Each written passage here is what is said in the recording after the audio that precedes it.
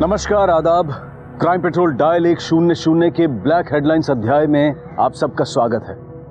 आज हम एक ऐसा अनूठा केस लेकर आए हैं जो लोगों, परिस्थितियों, उनकी बातों, इशारों और शब्दों को समझने की हमारी क्षमता पर कई सवाल उठाता है।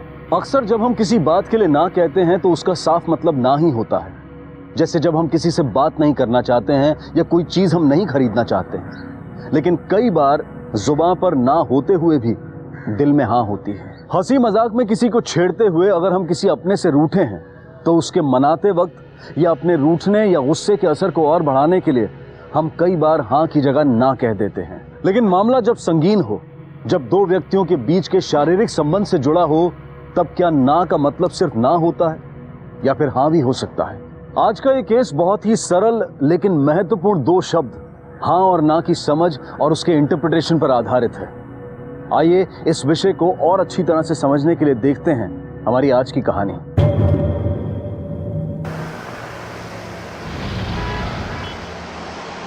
अब याद आ रही है माँ तुझे?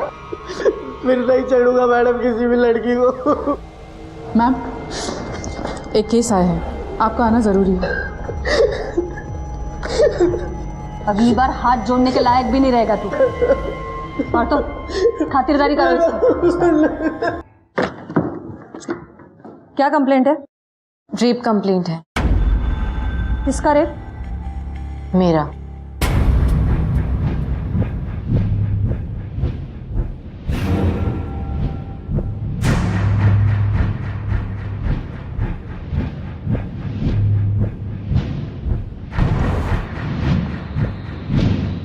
पार्थो, केबिन में आओ। नाम क्या है तुम्हारा? दृष्टि रॉय, और मैं कोलंबिया यूनिवर्सिटी में एक रिसर्च स्टूडेंट हूँ। इसका मतलब है तुम कोलकाता में नहीं रहती हो? No ma'am, but my family stage there, New York में। मैं वहाँ से रिसर्च के लिए यहाँ आई थी, बांग्ला लिटरेचर पे थीसिस करने के लिए। हादसा कब हुआ था? 28 मार्च को। 28 मार्च? आज 19 जून है। तब तुमने कंप्लेंट क्यों नहीं लिखवाई थी? मैम, आफ्टर द इंसिडेंट मैं बहुत ज़्यादा टूट गई थी। मुझे कुछ समझ नहीं आ रहा था कि मैं क्या करूं। I was actually in trauma. तब मैंने सोचा मुझे अपनी फैमिली के पास चले जाना चाहिए, न्यूयॉर्क। मैं वहाँ गई, फैमिली के साथ रही, और साइकेट्रिस्ट से मिलने के बाद मैं धीरे धीरे इस इंसिडेंट से बाहर निकल सकी। और तब मुझे रियलाइज़ हुआ कि अहमद ने मेरे साथ कितना गलत किया था। इसीलिए मैं कंप्लेंट लिखाने यूएस से यहाँ आई हूँ। ये अहमद कौन है? मैम, डायरेक्टर हैं और वो डॉक्यूमेंट्रीज डायरेक्ट करते हैं। ये डायरेक्टर तनुजा सिद्दीकी के हस्बैंड तो नहीं? Yes ma'am.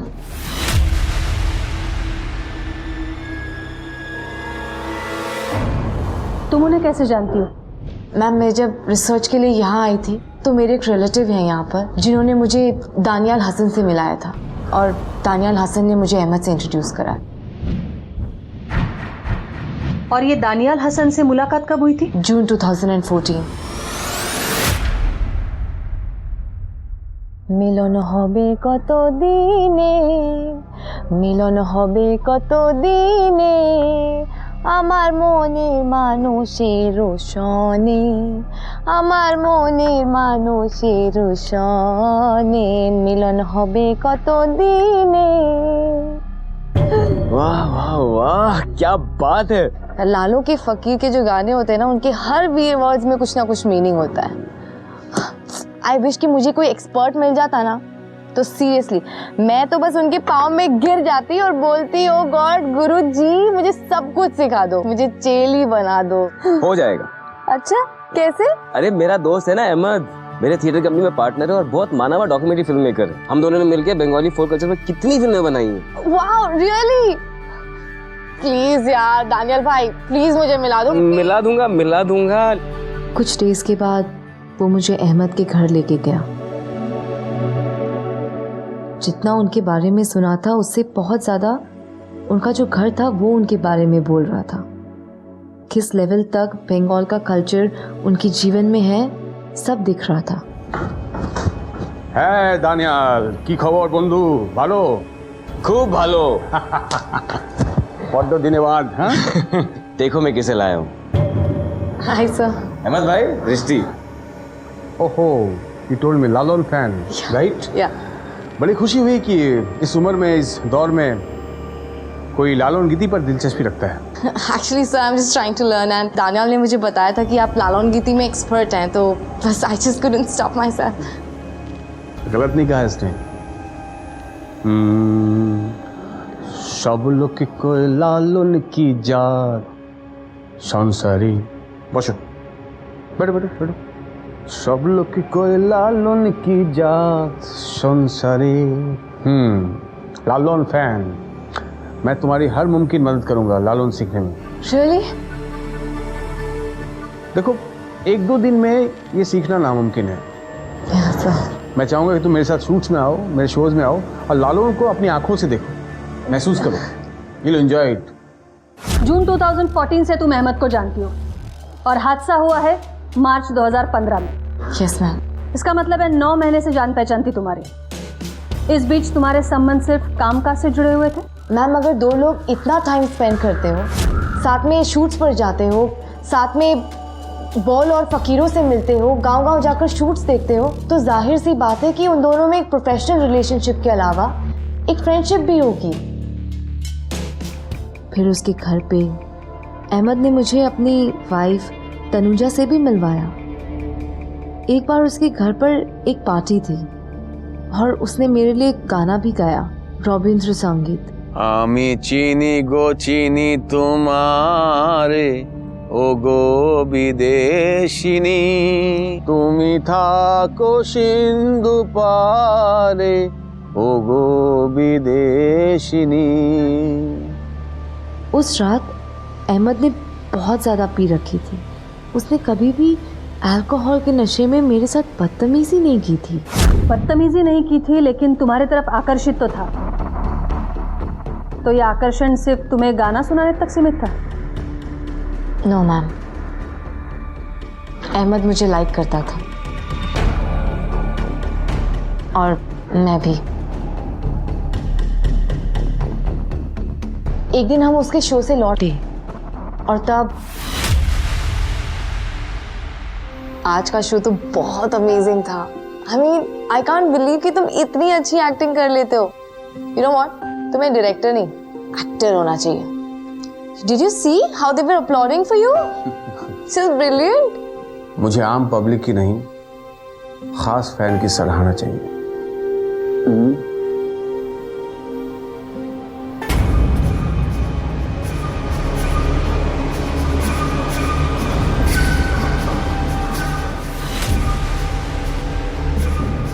इसके बाद एक दिन हम अहमद के घर पर थे। दृष्टि, तुम्हें सौंदेश पसंद है?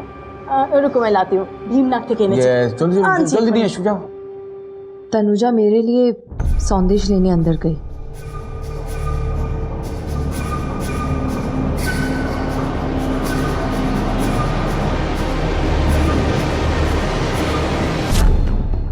इतना सब कुछ होने के बावजूद तुम उसके खिलाफ कंप्लेंट दर्ज करवाना चाहती हो। पहले एक दूसरे को केस करना, उसके बाद में पुलिस कंप्लेंट करना। पुलिस को बेवकूफ समझ रखा है तुमने। What do you mean? 1-2 बार किस कर लेने का मतलब ये नहीं है कि उसे राइट मिल जाता है कि वो मेरे साथ कुछ भी करे, वो भी मेरी मर्जी के खिलाफ।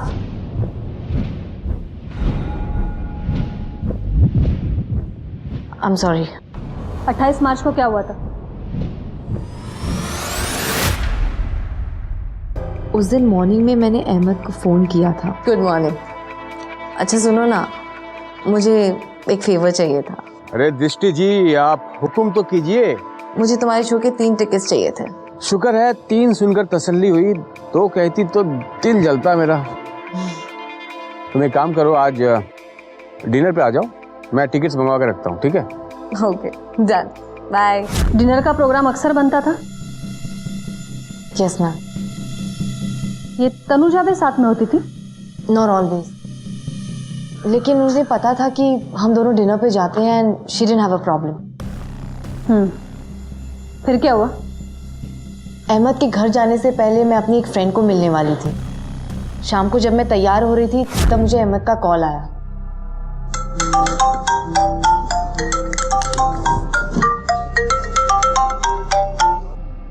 हेलो। और सुनो, प्रोग्राम में थोड़ा चेंज है, तनु ने अभी भी बताया कि हमको आज शाम को शादी में जाना है। शादी?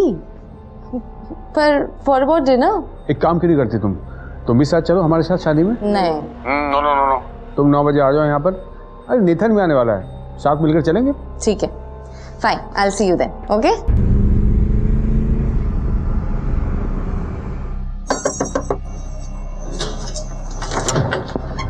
जी अहमद, ओह प्लीज कम इन।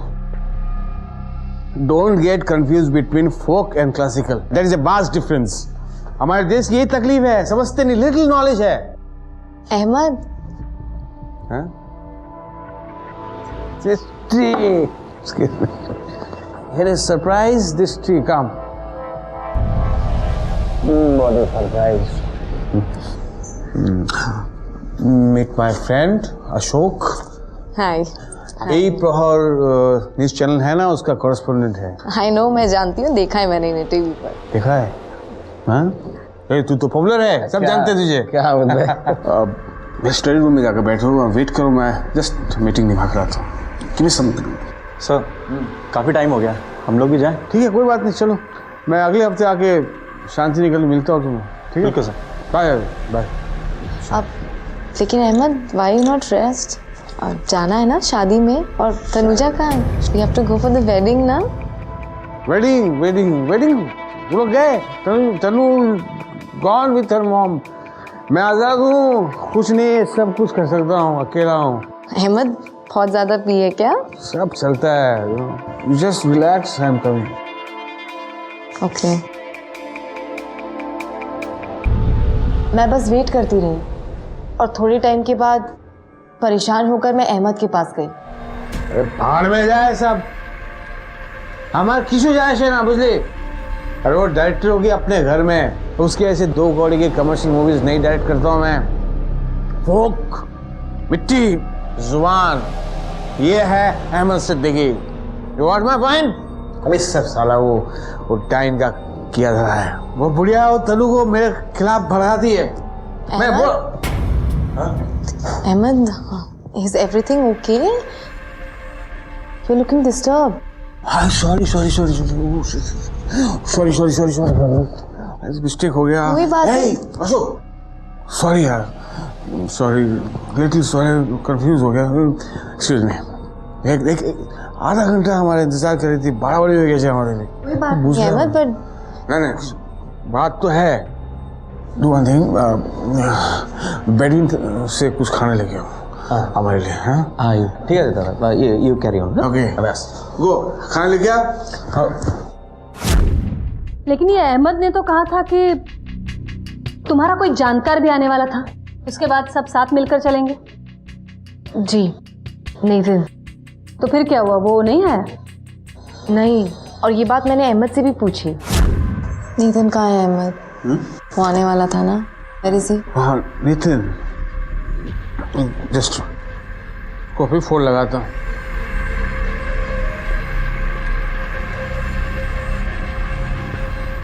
हे नितिन।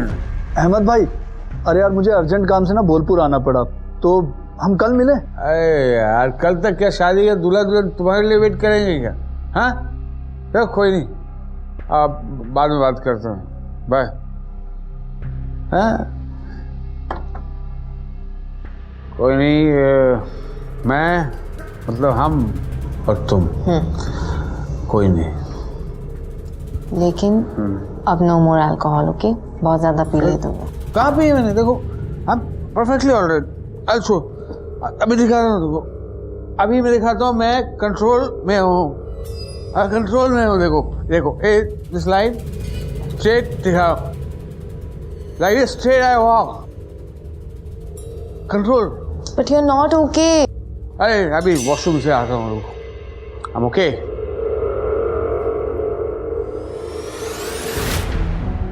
इसका मतलब है आखिरकार तुम दोनों ही थे। यस। पार्थो, ये अहमद सिद्दीकी कहाँ है पता लगाओ, अरेस्ट करो इमीडिएटली। Yes ma'am. और दृष्टि, तुम्हें एक मेडिकल टेस्ट देना पड़ेगा। टेस्ट? लेकिन क्यों? जनरल प्रोसीजर है, अहमद का गुनाह साबित करने में मदद होगी। ये क्राइम 3 महीने पहले हुआ था, तो फिर ये टेस्ट कराने से कौन सा सबूत मिल जाएगा? ये अशोक यही प्रहार का करस्पॉन्डेंट था ना? यस। पहचान लेगा तुम्हें? हाँ। इसे पहचानते हो? जी बिल्कुल, ये दृष्टि है। अहमद के घर पर ही हमारी मुलाकात हुई थी। 28 मार्च को। करेक्ट। उस रात के बारे में कुछ और बता सकते हो? दृष्टि कब आई थी अहमद के घर? करीब 9 बजे। अहमद नशे में था। जी हाँ, काफ़ी। और तुम वहाँ कितने बजे तक थे? मैं करीब 9:30 बजे खाना लेने गया और 10 बजे वापस आ गया। अकेले? नहीं, अहमद का भाई सूफी भी था मेरे साथ। तो तुम्हारे वापस आने पर दृष्टि ने कुछ कहा तुमसे? नहीं, कुछ भी नहीं बताया मुझे। इनफैक्ट उस रात जब अहमद की तबीयत खराब थी तो मैं और सूफी काफ़ी घबरा गए। भैया भैया क्या हो गया भैया? अशोक भाई देखो ना, भैया को क्या हो गया? लगता है इनको दौरा पड़ा है। उठो ना। अशोक जी, अब मुझे जाना होगा, मेरी टैक्सी आ गई है, मैं चलती हूँ। दृष्टि जी, अगर थोड़ी देर रुक जाती, इन्हें बाइपोलर डिसऑर्डर है। तनु भाभी आती होंगी, लेकिन उनके पहले इन्हें कुछ खाना खिलाना पड़ेगा। और ये जब नशे में रहते हैं तो किसी की नहीं सुनते, बट आई एम श्योर आपकी सुनेंगे। प्लीज प्लीज दृष्टि जी, प्लीज प्लीज थोड़ी देर के लिए प्लीज। भैया उठो ना भैया। अब नहीं। और तुम्हारे कहने पर दृष्टि वहां रुक गई? जी, चुपचाप थी, काफ़ी परेशान लग रही थी। मुझे लगा शायद अहमद की हालत देखकर परेशान है। What happened? सुफी? तुम्हें भी लगता है इनको दौरा पड़ा है और खाना भी नहीं खा रहे, किसी की नहीं सुन रहे। अरे मैं खाना लाई हूँ घर से। अहमद रिलैक्स, मैं भी खाना पड़ा उसको लाती हूँ। ओके? अशोक जी, अब मैं चलती हूँ, तनुजा मैम भी आ गई हैं, तो आई जस्ट लीव। दृष्टि जी, 1 मिनट, मैं आपको छोड़ के आता हूँ, टैक्सी दिला देता हूँ। नहीं, उसकी कोई ज़रूरत नहीं है, मैं खुद चली जाऊँगी। नहीं दृष्टि जी, रात बहुत हो गई, इट्स नॉट सेफ। मैं आपको छोड़ देता हूँ। आइए आइए प्लीज। तो अशोक ने सब सच कहा था। इतना सब कुछ होने के बाद तुम वहां रुकी क्यों रही?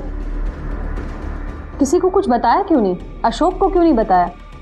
मैम, मैं बहुत डरी हुई थी। मैं क्या कहती उस टाइम? मुझे कुछ समझ में नहीं आ रहा था कि मैं क्या करूं।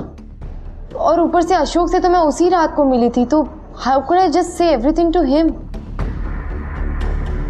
तो सबसे पहले किसी जानकार को कब बताया था? उसी रात को, जब अहमद ने मेरे साथ ज़बरदस्ती की थी, तभी मैंने दानियाल को एक मैसेज किया था। दानियाल का नंबर है? जी। दानियाल हसन, 28 मार्च को क्या हुआ था? करीब 10 साढ़े 10 बजे रात के मुझे दृष्टि के मैसेजेस आने लगे। कह रही थी कि अहमद नशे में धुत है और उसने दृष्टि पे ज़बरदस्ती की। मैंने उसे कहा कि वहाँ से फ़ौरन निकल जाए और टैक्सी पकड़ के मुझे कॉल कर। जब मुझे उसका कॉल आया तो मुझे पता चला कि उस हादसे के कुछ दिन बाद तक जब दृष्टि ने कोई कदम नहीं उठाया तो मुझे लगा कि वो इसे भूलकर आगे बढ़ जाएगी। उसके बाद उसने मुझे कोई मेल भी फॉरवर्ड किए थे जो उसने अहमद को लिखे थे, पर मैंने उनका कोई जवाब नहीं दिया। मुझे लगा कि अब मुद्दा दफन हो जाएगा। कुछ महीने पहले जब मैं तनु से मिला तब मुझे पता चला कि दफन होना तो दूर, ये तो अब और संगीन हो गया है। कुछ समझ में नहीं आया। इतने महीनों बाद अचानक। आपको पता कैसे चला? दृष्टि ने बताया? नहीं, जब से अहमद देहाब गए हैं उसके सारे ऑफिशियल्स ईमेल का रिप्लाई मैं ही करती हूँ। दृष्टि ने एक मेल लिखा था जो कि मैंने पढ़ लिया। तुम तो उसे जानते हो, एक बार बात करो ना, हो सकता है कुछ कंसीडर करे, कुछ सुने, प्लीज़।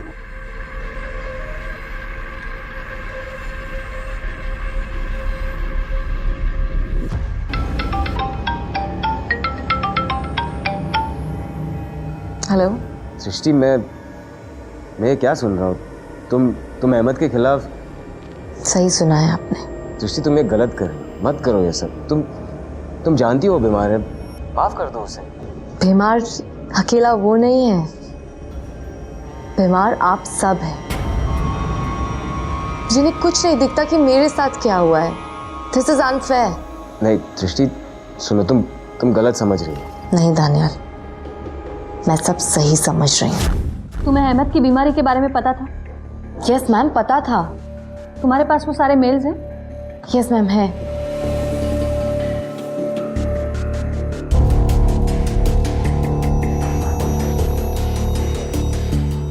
ये देखिए मैम, 30 मार्च का मेल, जिसमें मैंने इसको क्लियरली लिखा था कि उसने मेरे साथ ज़बरदस्ती की है। और वो देखिए इसका रिप्लाई, सिंसियर अपॉलॉजीज। रियली? इससे बस यही समझ में आता है कि वो कितना सिंसियर है और कितना अपॉलोजेटिक। पारे के जाबी नो बिरनो काते आय, पारे के जाबी नो बिरनो काते आय, रूप काष्ठेरो इनो का। Cut cut cut cut cut. अरे देख ना रे के गाड़ी ऐसे कैसे भीतर है, गाड़ी चटका। अरे सर ये क्या बदतमीजी है, आपने पूरा शॉट खराब कर दिया। शॉट पूरा होने में अभी भी वक्त बाकी है मिस्टर अहमद सिद्दीकी। आपको हमारे साथ पुलिस स्टेशन चलना होगा। You are under arrest. ले चलें। What do you mean? Don't touch me. Don't do that. Put a finger on me. हटो यहाँ से, चलिए। देखिए आपके खिलाफ एफआईआर दर्ज हुई है।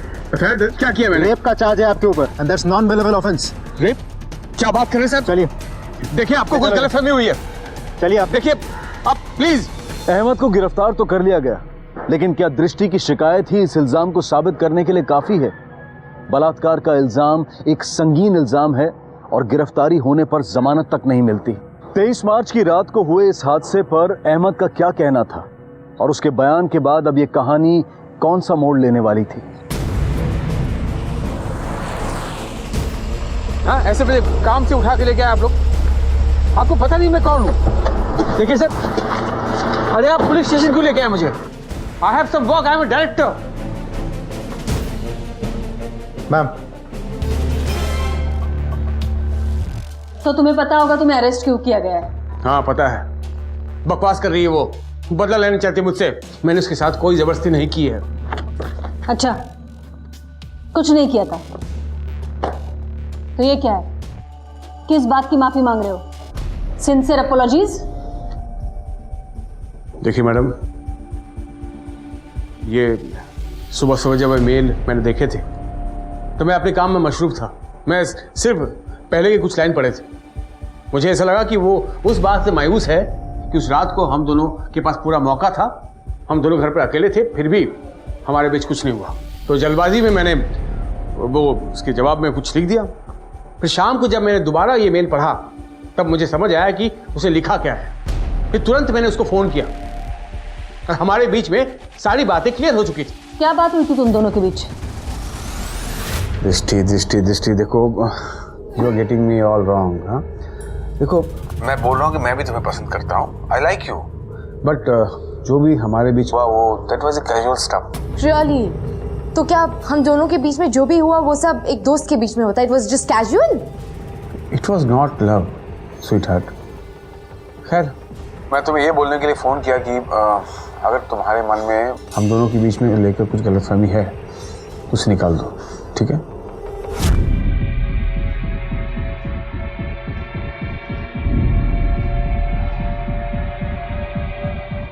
सीधी सी बात है मैडम, अगर मुझे उसके साथ जबरदस्ती करनी होती, अगर मैं इतना बलवान हूं, उसको दबोच सकता हूं, तो मैं उसका रेप भी कर सकता था आसानी से।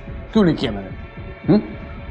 उस फोन कॉल के बाद वो गायब हो गई। अब उसे कंप्लेंट करना ही था तो उस वक्त क्यों नहीं किया उसने? फिर अचानक 2 महीने बाद वो दूसरा मेल, अचानक से मैं हैवान बन जाता हूं उसके लिए। और पहले मेल में आपने खुद देखा है कि उसको फिक्र थी मेरी, मुझसे प्यार करती थी, आपने खुद पढ़ा है।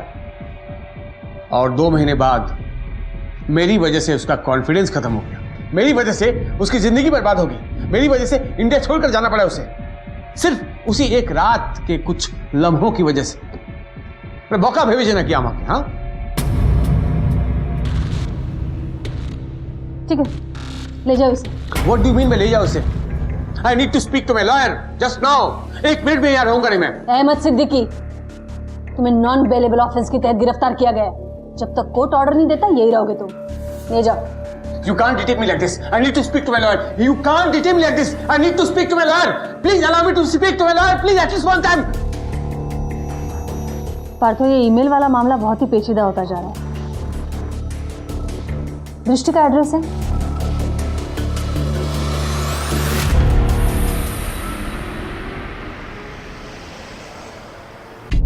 अहमद को जो तुमने मेल्स भेजे थे उसके लैंग्वेज में काफी डिफरेंस है। हादसे के 2 दिन बाद तुमने जो मेल भेजा था वो तो बड़ी प्यार भरी लैंग्वेज का था।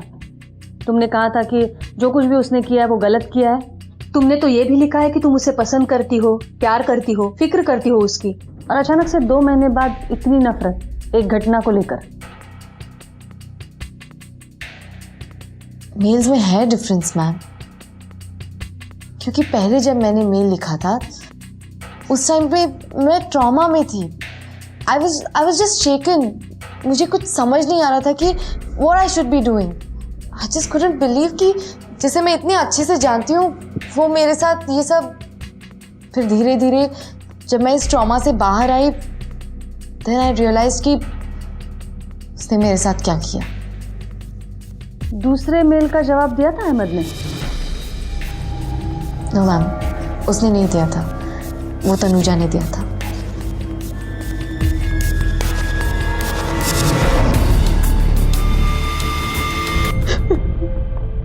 मैं जानती थी, जब से मैंने दृष्टि का वो मेल पढ़ा तब से मैं समझ गई थी कि अहमद को नहीं छोड़ने वाला। दौरा पड़ने के बाद हमें अहमद को रिहैब सेंटर में दाखिल करना पड़ा। जब तक अहमद रिहैब में थे उनके सारे बिजनेस मेल्स मैं ही चेक करती थी। तभी मुझे दृष्टि का ये मेल मिला और मैंने उसे रिप्लाई किया। मैं समझ गई थी कि वो कंप्लेंट करके ही छोड़ेगी और ऐसा ही हुआ।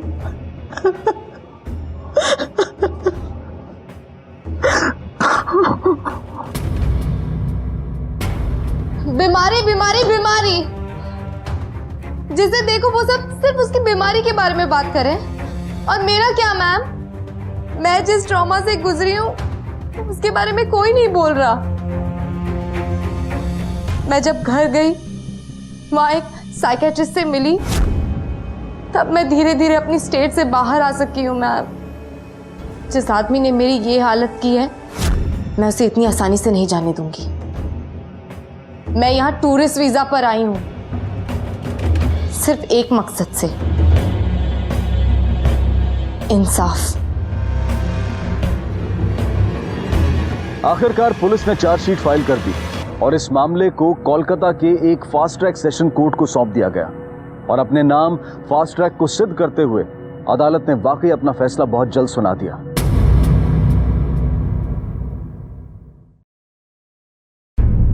दृष्टि, 28 मार्च की रात को क्या क्या हुआ वो जज साहब और इस पूरे कोर्ट को बेबाक होकर बताओ। उस एक रात ने मेरी जिंदगी बदल दी। उस रात का एक एक पल, एक एक लम्हा, आई रिमेम्बर एवरीथिंग। আমি চিনি গো চিনি তোমার ওগো বিদেশিনী, তুমি থাকো সিন্ধু পারে ওগো বিদেশিনী। यहाँ अभी सिर्फ मैं और तुम हैं अकेले। यहाँ नहीं रहता हूं मैं अकेला रोज, बस आज मैं और सिर्फ तुम, बस। यू आर ब्यूटीफुल गर्ल, बहुत ब्यूटीफुल हो Drishti. Ahmad, just I make you happy, just Ahmad. No, तुम दोनों अकेले थे, अहमद नशे में धुत था, तो फिर तुमने शोर क्यों नहीं मचाया, चीखी चिल्लाई क्यों नहीं? मैम शायद मैं वही करती, लेकिन मैंने एक डॉक्यूमेंट्री देखी थी रेप केस पर, जिसमें रेपिस्ट कह रहा था कि अगर रेप करते टाइम लड़की कुछ भी रिवोल्ट करे तो रेपिस्ट एंग्री हो जाते हैं और वो लड़की को टॉर्चर करते हैं। और मैं अपने आप को सेफ रखना चाहती थी। तमाम गवाहों और सबूतों को देखते हुए ये अदालत इस नतीजे पर पहुंची है, मुजरिम मोहम्मद सिद्दीकी को 7 साल कैद बामुशक्कत की सजा सुनाती है और साथ ही 50,000 रुपए का जुर्माना भी लगाती है। सेशन कोर्ट के इस फैसले पर लोगों के मिक्स्ड रिएक्शन आए। जहां एक तरफ लोगों ने इसकी प्रशंसा करते हुए ये कहकर इसका स्वागत किया कि ये महिलाओं के अधिकारों को और मजबूत बनाने की तरफ एक ठोस कदम है, वहीं दूसरी तरफ कईयों को यह भी लगा कि अहमद के साथ नाइंसाफी हुई है लोगों ने कहा कि लिंग यानी जेंडर के आधार पर भेदभाव करने में अब नारीवाद भी एक सशक्त हथियार की तरह इस्तेमाल हो रहा है। जाहिर तौर पर इस फैसले से अहमद, उसकी पत्नी और दोस्त असहमत थे। इसीलिए उन्होंने सेशन कोर्ट के इस फैसले को हाई कोर्ट में चुनौती दी। केस हाई कोर्ट में दाखिल होते ही अहमद को जमानत मिल गई और उसके बाद इस केस की आगे की प्रक्रिया हाई कोर्ट में शुरू हुई। Please be seated. मैंने अपने लंबे और चेकर्ड करियर में कई रेप केसेस देखे हैं, कईयों को स्टडी किया है, कईयों को डिफेंड किया है, लेकिन इस केस में सेशंस कोर्ट का फैसला देखकर हैरान हो गया, जहां पे एक आधी अधूरी इन्वेस्टिगेशन, कुछ गिने चुने गवाहों के बयान पर एक पूरे आदमी की जिंदगी का फैसला हो गया। योर ऑनर, इस केस में कई ऐसे लूपहोल्स हैं जो मैं अदालत के सामने उजागर करने की इजाजत चाहता हूं। Permission granted. Thank you your honour. मैं शुरू करना चाहता हूं मिस दृष्टि रॉय से।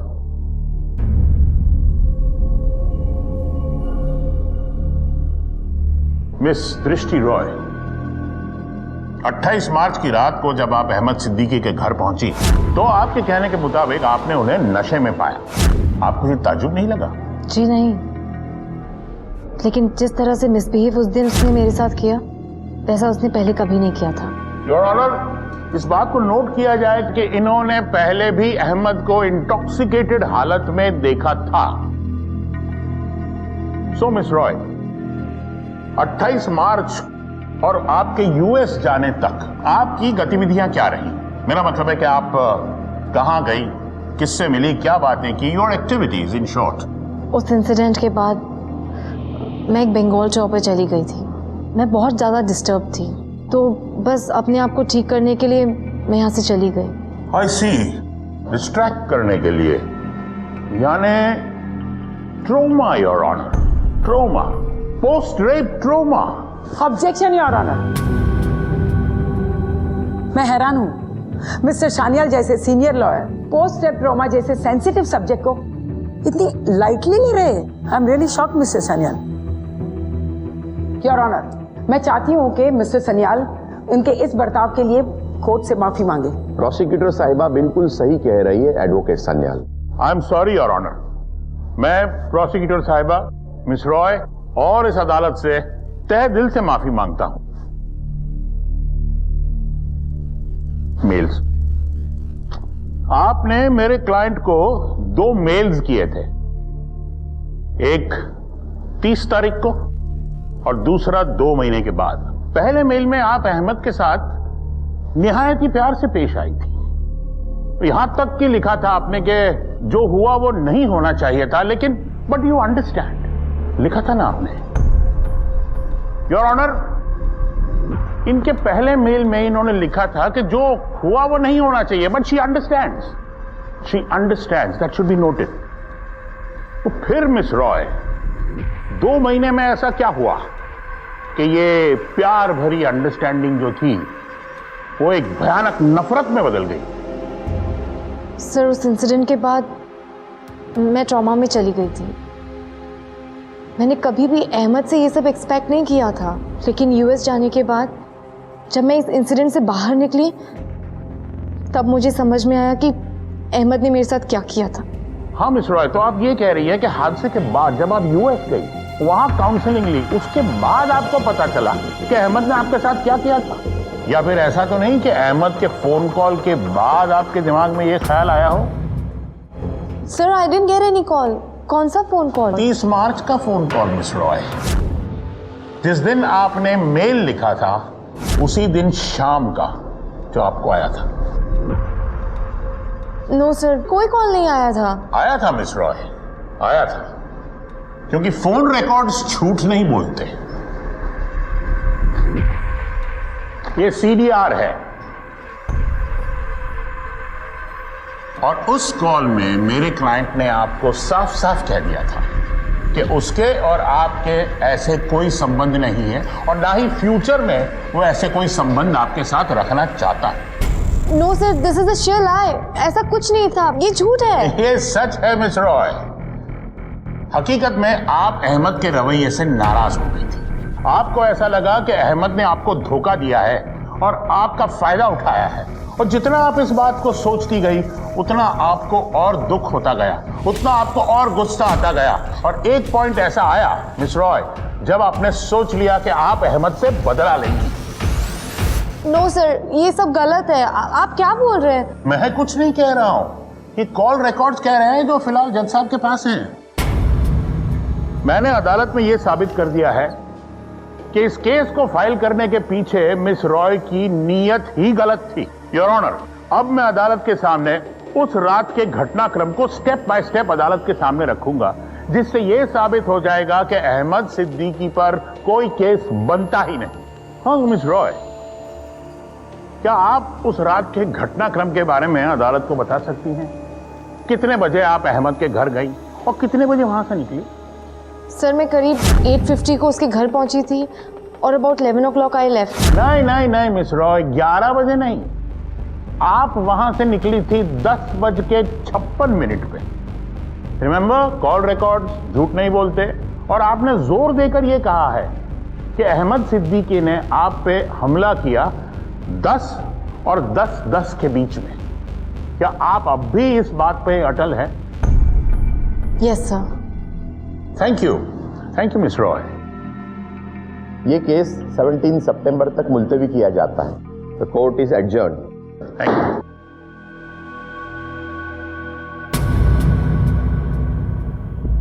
मिस्टर अशोक, 28 मार्च को जब आप अहमद सिद्दीकी के घर पहुंचे, उसके बाद आपकी क्या गतिविधियां रही थी वो अदालत को बताइए। सर, मैं अमित भाई के साथ ही था जब दृष्टि वहाँ आई थी, करीब 8:50 से 9 के बीच, और मैं करीब 9:30 बजे उनके लिए खाना लाने गया और 10 बजे मैं वापस आ गया था। अच्छा, 10 बजे? जी। इतने यकीन के साथ आप कैसे कह सकते हैं? मैम, मैं एक्चुअली अपने वाइफ को मैसेज किया था लौटने के बाद, ठीक 10:02 पर। ये रिकॉर्ड्स मैंने मोबाइल में। ऑब्जेक्शन योर ऑनर, ऐसे एविडेंस कोर्ट में वैलिड नहीं है। चलिए, अगर एसएमएस वैलिड नहीं है मान लेते हैं, और वैलिड होने की जरूरत भी नहीं है, क्योंकि हमारे पास क्या है? Call detail record. और सीडीआर ये कहता है कि 8:48 से 9:30 तक अशोक अहमद के सेल टावर की रेंज में था। 9:30 के बाद अशोक अहमद के सेल टावर की रेंज से बाहर हो गया।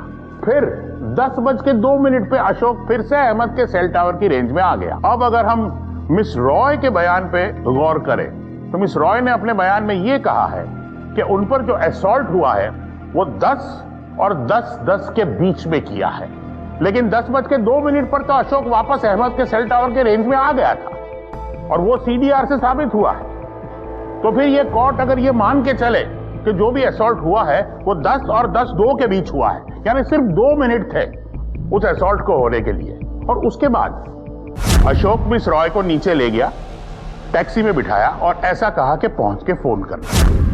लेकिन उस रात आप घर नहीं गई मिस रॉय, तो आप गई कहां थी?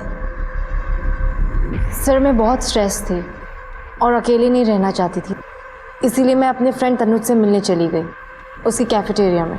कितने बजे पहुंची आप वहां पर? About 11:50। Thank you miss Roy, you can गो।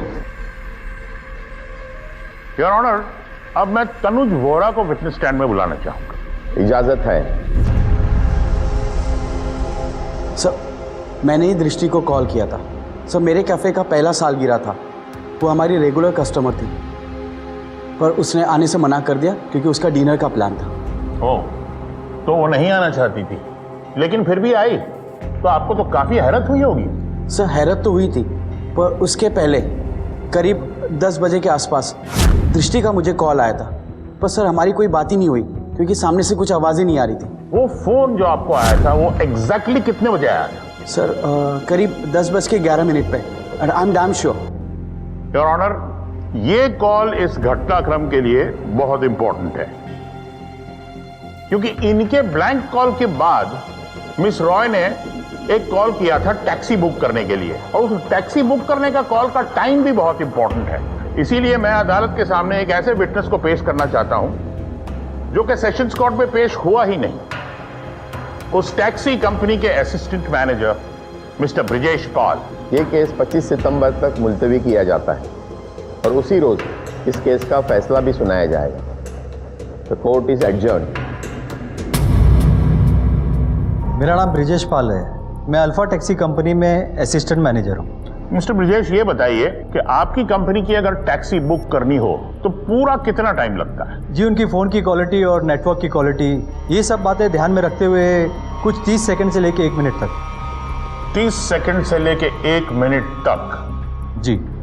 28 मार्च को मिस रॉय ने आपकी कंपनी की एक टैक्सी बुक की थी। जी। कितने बजे बुक की थी? जी, हमारे रिकॉर्ड के हिसाब से 10:12 पर।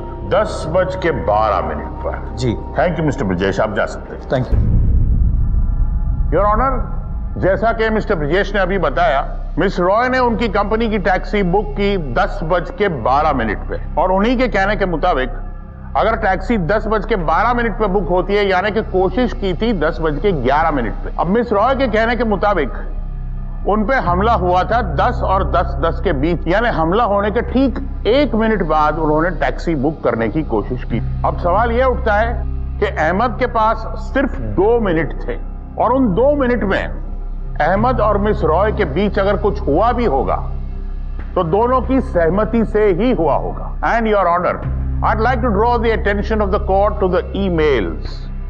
The first one particularly, जिसमें मिस रॉय ने लिखा है कि वो अहमद को नॉट ओनली चाहती है बट उनकी केयर भी करती हैं। हाँ, लेकिन जो हुआ वो ठीक नहीं हुआ। तो आप ही बताइए योर ऑनर कि कौन सी रेप विक्टिम अपने रेपिस्ट को इस तरह प्यार से डांटेगी? Is it possible? It's not possible your honour. Your honour, इन दोनों के बीच एक हिस्ट्री है। मिस रॉय अहमद को पसंद करती है और यह झुटलाया नहीं जा सकता है। जाहिर है कि अगर ऐसी सर्कमस्टेंसेस में वो हल्के से भी मना करे तो वो सहमति ही लगेगी। Objection your honour. Advocate Sanyal एक जटिल और संवेदनशील विषय को कुछ ज्यादा ही सरल बना रहे हैं। Oh no no your honour, on the contrary madam, miss Roy ने अपने बयान में खुद कहा है कि वो इतना डर गई थी कि वो कोई विरोध नहीं कर रही थी। अब ये सब देख के अहमद को ऐसा ही लगा होगा कि मिस रॉय की सहमति है। अगर मिस रॉय असहमत थी योर ऑनर, तो ये असहमति उनके अंदर थी, उनके एक्शंस में दिखाई नहीं दे रही थी। और जिस तरह से मिस रॉय अपनी ये कथित असहमति व्यक्त कर रही थी, वो तो किसी नॉर्मल आदमी को भी समझ में नहीं आएगा। मिस रॉय के खुद के बयान से ये पता चलता है कि उस वक्त अहमद को एक खतरनाक बीमारी बाइपोलर डिजीज का दौरा भी पड़ा था।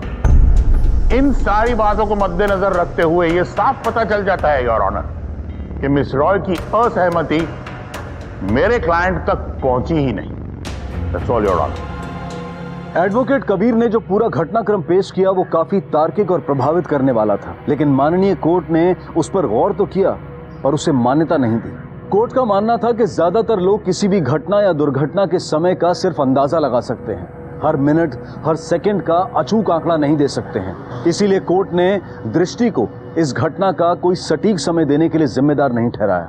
सारे सबूतों और दलीलों को देखते हुए ये अदालत अभी तक ये तय करने में कामयाब नहीं हो पाई है कि वाकई में ऐसी कोई घटना घटी भी थी, या फिर अगर घटी थी तो क्या विक्टिम की इसमें कंसेंट थी या नहीं, और अगर नहीं भी थी तो आरोपी इस बात को समझने की हालत में था या नहीं।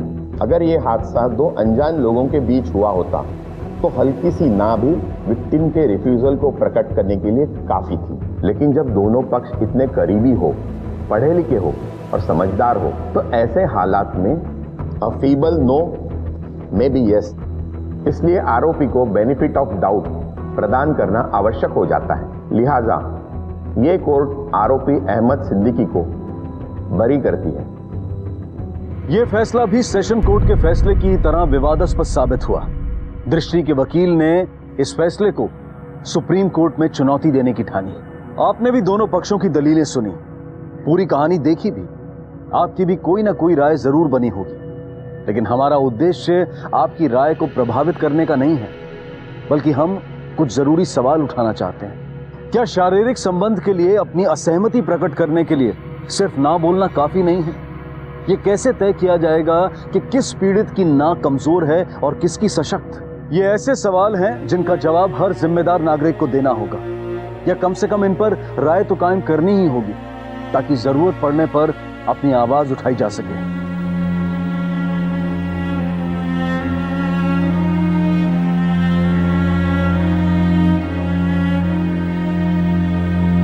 देखते हैं हमारे आज के एपिसोड की दूसरी कहानी।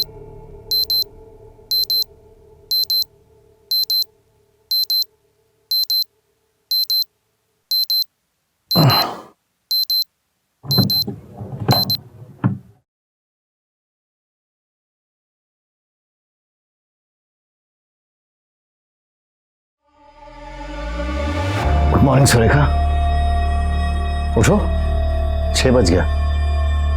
अरे कितना सो गया, उठो ना। अच्छा सुनो, मैं जॉगिंग से होकर आता हूँ, तुम फ्रेश हो जाओ, फिर साथ में चाय पीते हैं, ओके? उठ जाना। हाँ?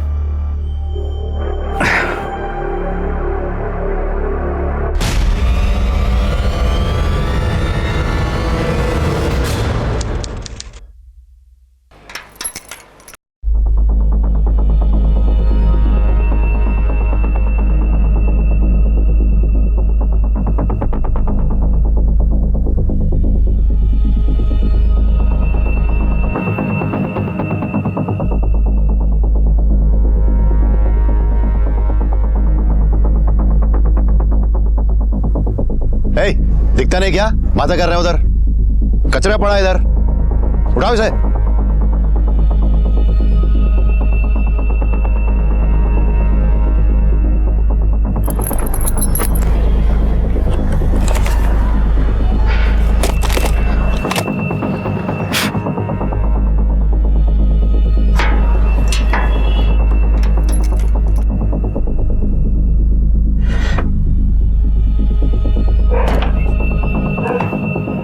सुरेखा, सुरेखा,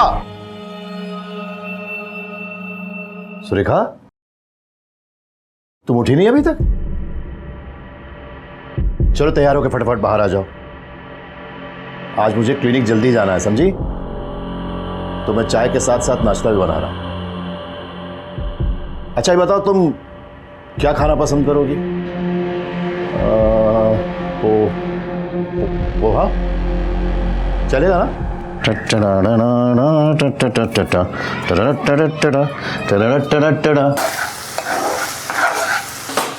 सुरेखा, जल्दी से उठ जाओ, नाश्ता तैयार हो गया है।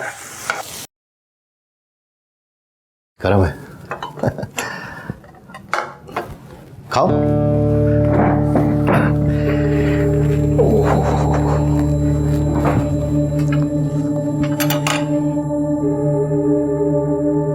कैसा है? मैं देखता हूं।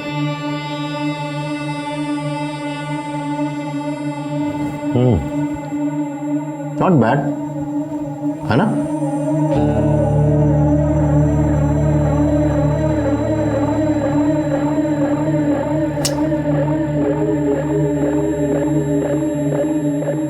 तुम्हें तो ये सब पसंद है ना? दरअसल पसंद तो मुझे भी है, लेकिन इतने साल आर्मी में नौकरी करने के बाद ये तीखा तला चटपटा खाना बिल्कुल छूट ही गया मेरा। पता है सुरेख, आर्मी के शुरुआती दिनों में तो मुझे कई दिनों तक तुम नहीं, सपने में ये सेव, भेल, वड़ा पाव यही सब दिखाई पड़ता था। अब तुम इस बात पर नाराज मत हो जाना कि तुम मुझे सपने में क्यों नहीं आती थी, है ना?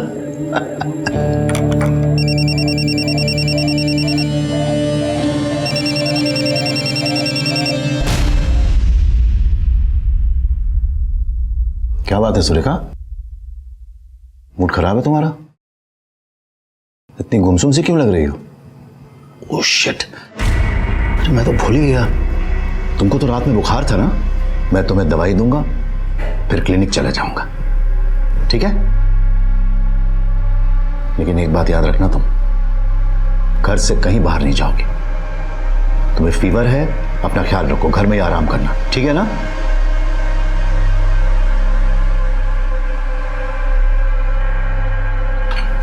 मैं कितना केयरलेस हस्बैंड हूं, आई स्वेयर। तुम्हें फीवर है और मैं क्लिनिक जा रहा हूं, तुम्हें इस हाल में छोड़कर। Very bad.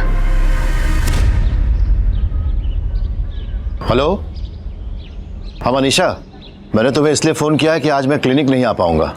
हाँ सब ठीक है, वो सुरेखा की तबीयत थोड़ी खराब है और तुम तो जानती हो मैं उसे अकेला नहीं छोड़ सकता। अच्छा सुनो, अब मेरे जितने भी पेशेंट्स हैं ना, तुम उन्हें डॉक्टर शेट्टी को रेफर कर देना। थैंक्स।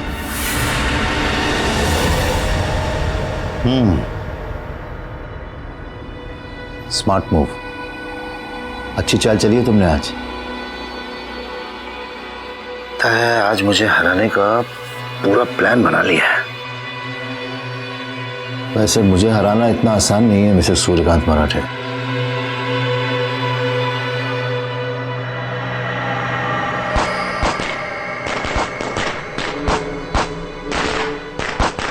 पटाखे कौन दगा रहा है? आज तो कोई फेस्टिवल भी नहीं है ना?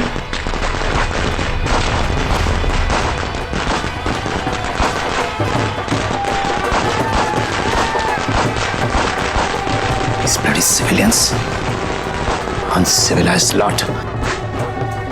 सुरेखा, मेरी तो समझ में नहीं आता है, ये लोग इस तरीके से अपनी शादी का ढिंढोरा पीटने के लिए पटाखे दगाते रहते हैं।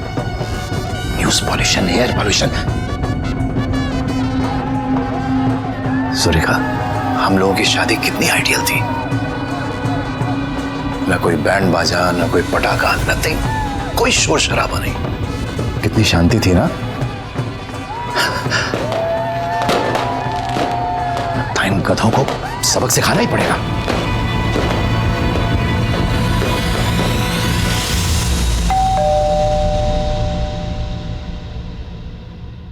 सर, आपने कंप्लेंट की थी? यस, वहीं रुकिए, पीछे जाइए।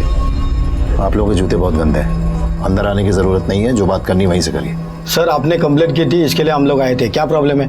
जब मैंने कंप्लेंट की थी, यहाँ से एक बारात जा रही थी, उसमें पटाखे फोड़े जा रहे थे, बैंड बाजा बज रहा था। कितना बजे की बात है? 7। ठीक है, मग आम्ही काय करू शकत नाही, क्योंकि 10 बजे तक परमिशन होती है। अरे कैसी परमिशन है जो लोगों को परेशान करने के लिए दी जाती है?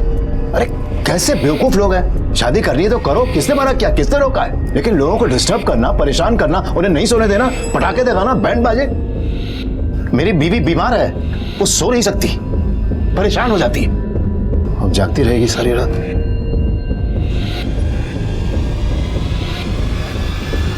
अजीब आदमी है। चलो।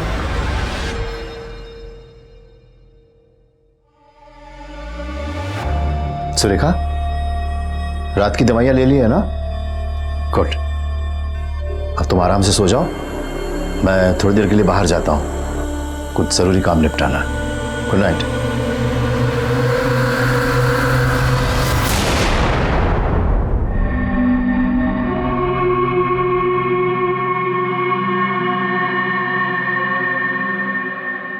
सूर्या, सूर्या, सूर्या, देखो ना कशी दिसतीये मी, यानी ज्यादा ओवर तो नहीं ना लग रहा है? बॉम्ब लग रही हो, बॉम्ब। अगर ऐसे सज-धज कर जाओगी ना वहां, पता चला दूल्हा दुल्हन को देखने के बजाय कहीं तुम्ही को देखकर लट्टू हो गया तो। सूर्या, मजाक मत करो, ठीक तरह से बताओ, ऐका झगामगा नहीं ना लग रहा है? अरे नहीं लग रहा है भाई, मैं कह रहा हूं ना 1% ऊपर न 1% कम। एकदम लेफ्टिनेंट कर्नल सूर्यकांत मराठे की wife number 1। Thank you so much Marathi. लेकिन आप तैयार हो जाओ, कहीं ऐसा ना हो जाए कि लड़की विदा होने के बाद हम वहां पहुंचे। अरे भाई ऐसा नहीं होगा, बस लास्ट के 3-4 पेज बचे, खत्म करके तैयार होने जाता हूँ। आप ना सचमुच विदा करके ही मानो। अरे बस छोड़ दो सूर्या।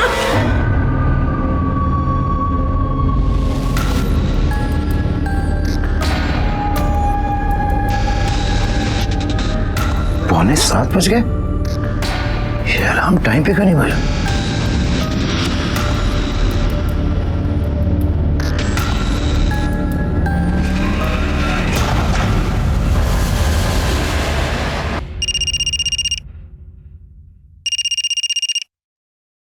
हेलो, हाँ सनाया बेटा, कैसी हो तुम? मैं ठीक हूँ, आप प्लीज मामा जी को फोन दीजिए ना। अभी देती हूँ। दिवाकर, सनाया का फोन है। हाँ बोलो शनाया। मामा जी, मैं बहुत दिनों से आई को फोन करने की कोशिश कर रही हूँ। कुछ दिन पहले तक तो वो फोन नहीं उठा रही थी, लेकिन अभी उनका फोन बंद आ रहा है। अरे तो बेटा अपने पापा के नंबर पे कॉल करो, सूर्यकांत तुम्हारी बात तुम्हारी माँ से करवा देंगे। मामा जी, मैंने उनको भी बहुत फोन किया, लेकिन वो भी फोन नहीं उठा रहे हैं। आप प्लीज जाके देखिए ना एक बार। टेंशन मत लो, मैं जाकर देखता हूँ और सुरेखा से तुम्हारी बात भी करवा देता हूँ। बोलिए। ये घड़ी जरा चेक करो। क्या प्रॉब्लम है? ठीक तो चल रही है सर? चल रही है, लेकिन अलार्म गलत टाइम पे बजता है। सर ये घड़ी नहीं, एंटिक पीस है। जब तक चल रहा है तब तक ठीक है। इसे ना घर पे मत रखिए, किसी म्यूजियम में रखिए। Shut up. तो इधर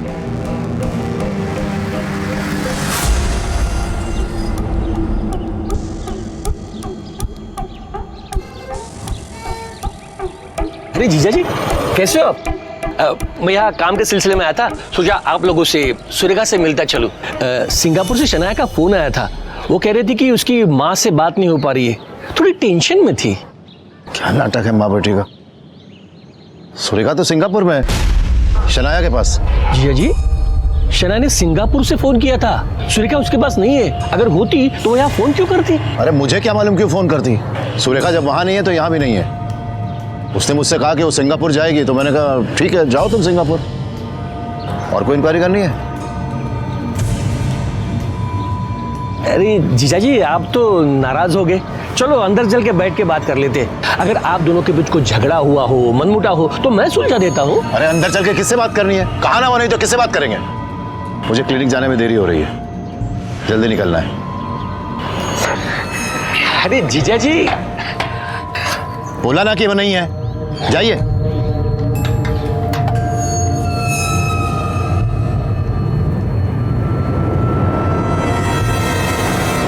आखिर क्या चल रहा था सूर्यकांत के दिमाग में?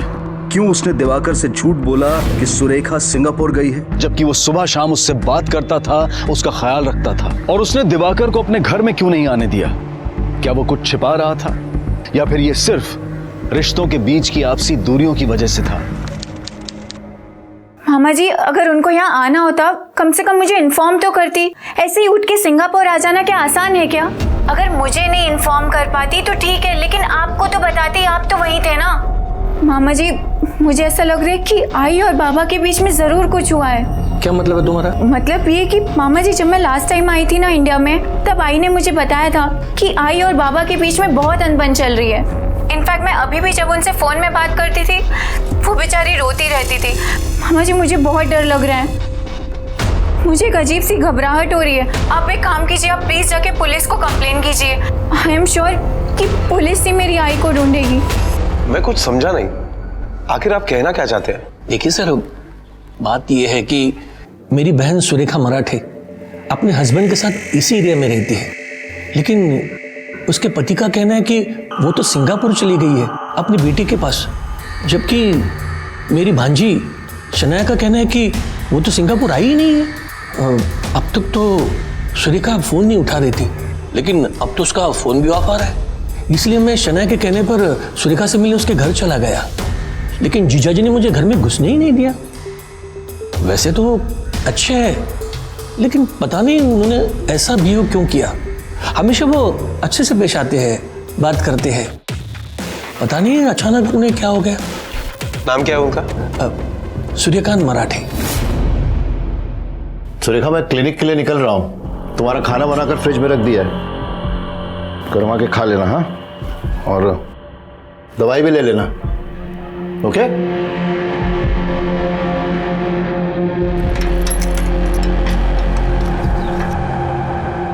Doctor Suryakant Marathe?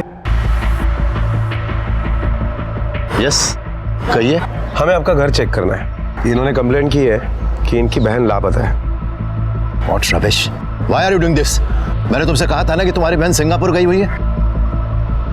Officer, he's an idiot. Inspector, ये हम दोनों का टाइम खोटी कर रहा है। देखिए डॉक्टर मराठे, हमें कंप्लेंट आई है, हमें चेक करना ही पड़ेगा। ओके, वारंट दिखाइए। वारंट? डॉक्टर, बस चेक करके निकल जाएंगे, तसल्ली करके। ऑफिसर, घर चेक करने के लिए वारंट की जरूरत पड़ती है, and this is the procedure. मैं क्लिनिक जा रहा हूं, तब तक आप वारंट लेकर आइए।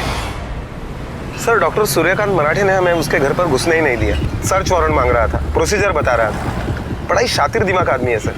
मैं दिवाकर जी को लेके कोर्ट जा रहा हूँ, वहां पर उनकी स्टेटमेंट पर सर्च वारंट मिल जाएगा। शाम तक उसके घर की तलाशी हो जाएगी। मैंने एक अपना आदमी उसके घर के बाहर तैनात कर दिया है।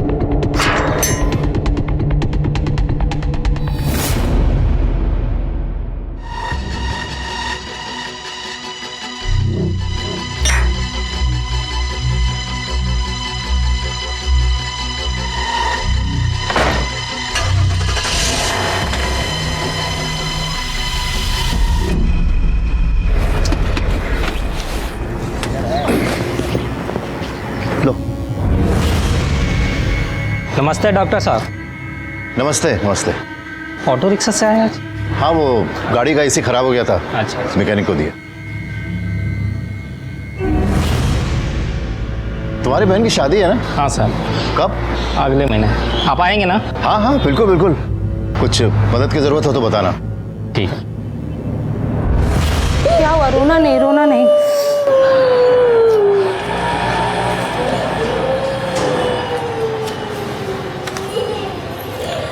मनीषा, पेशेंट्स भेजो। Okay sir. आपकी वाइफ कैसी है?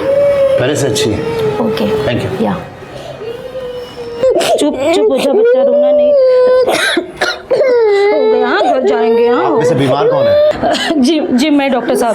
तो फिर इसे बाहर छोड़ कर आइए। अरे मैं अकेले आई हूँ, इसको किसके पास छोड़ के आऊँ? ये इस तरीके से रोता रहेगा तो मैं आपका चेकअप कैसे करूंगा? चुप चुप हो जा, नहीं रोना नहीं रोना, जाएंगे अभी बाहर जाने, घर जाएंगे। चुप। देखिए आप बाहर जाइए, जब ये चुप हो जाए तब आइएगा प्लीज। अरे डॉक्टर साहब 2 घंटे से पहले यहाँ आके बैठी हूँ, घर जाके और 10 काम है, खाना बनाना है, बच्चे को डब्बा देना है, अब और इंतजार नहीं कर सकती हूँ मैं। तो फिर आप जाकर किसी दूसरे डॉक्टर को दिखाइए प्लीज। कैसे बात कर रहे हो? किसी और डॉक्टर के पास कैसे जाएंगे? आप ऐसे मना नहीं कर सकते हो। क्या हुआ सूर्या? मैं आपको बताती, 2 घंटे से यहाँ पे बैठे, अब ये कह रहे हैं किसी और डॉक्टर के पास जाओ, बच्चे को चुप कराओ। अब ये नहीं चुप हो रहा है, मैं क्या करूँ? अच्छा इतनी सी बात है ना मैडम, आप आइए, मैं चेकअप करता हूँ। मैं छोड़ूंगी नहीं आपको। एक तो लेट आते हो और ऊपर से ऐसे बोलते हो मरीजों के साथ। मैं आपकी कंप्लेंट करूंगी। अरे मैडम प्लीज आइए ना। अच्छा आइए प्लीज आइए। आइए मैं चेक करता हूँ।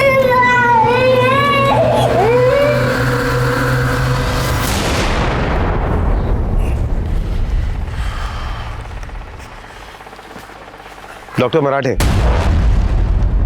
आपको वारंट चाहिए था ना? ये रहा वारंट। अब आगे की प्रोसीजर तो आपको पता ही होगी।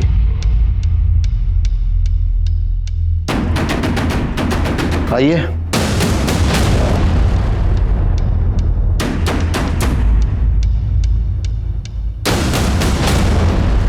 देख लीजिए। शिंदे सर, तरीका में सर पूरा घर छान मारो, देखो सुरेखा जी कहीं मिलती है क्या? Sir okay sir.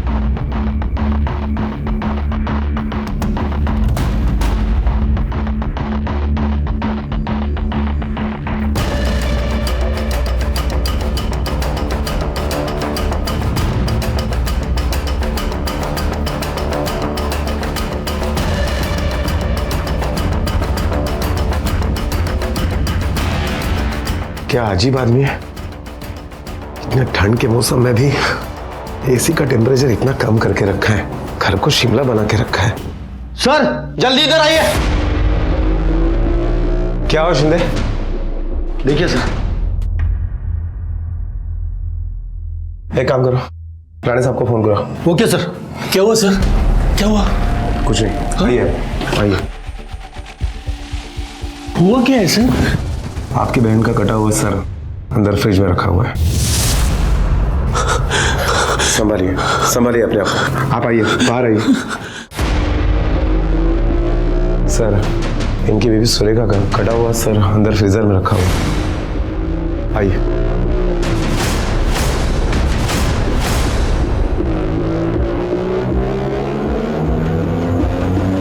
ये देखिए।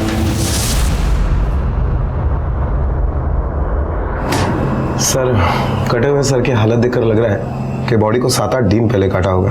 बॉडी बुरी तरह से डिकम्पोज हो रही है, बाल भी झड़ रहे हैं। इसका धड़ कहाँ है? सर पूरा घर छान मारा लेकिन कहीं कुछ नहीं मिला। घर के आसपास और गैरेज में देखा? नहीं सर। चल।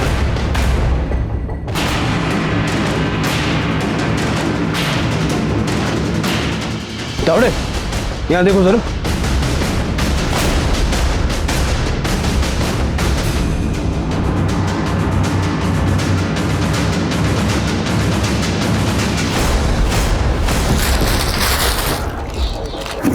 सर ये देखिए आ रही।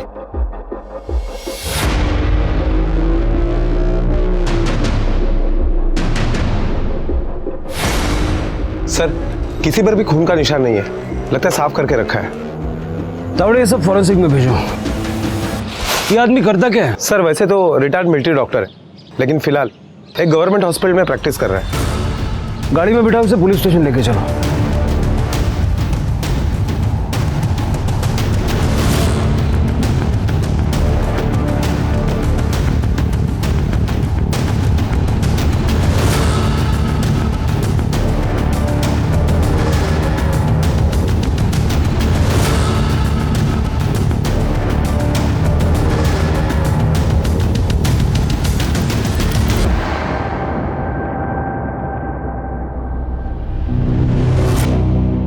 पुलिस को सुरेखा का कटा हुआ सर फ्रिज में मिला, तो क्या सूर्यकांत सुरेखा के कटे हुए सर से बात करता था? और क्या सुरेखा की हत्या भी सूर्यकांत ने की थी? देखकर तो ऐसा ही लग रहा था, क्योंकि सूर्यकांत ने सुरेखा की मौत के बारे में ना तो घर वालों को बताया था और ना ही पुलिस को। सेब तौल दिया है ना? अच्छा 1 दर्जन संतरा पैक करो। सूर्या। हाँ हाँ, अरे जल्दी पैक कर दो भाई, जल्दी कर दो, होम मिनिस्टर का ऑर्डर आया है। क्या हुआ? सब्जी ले लूं?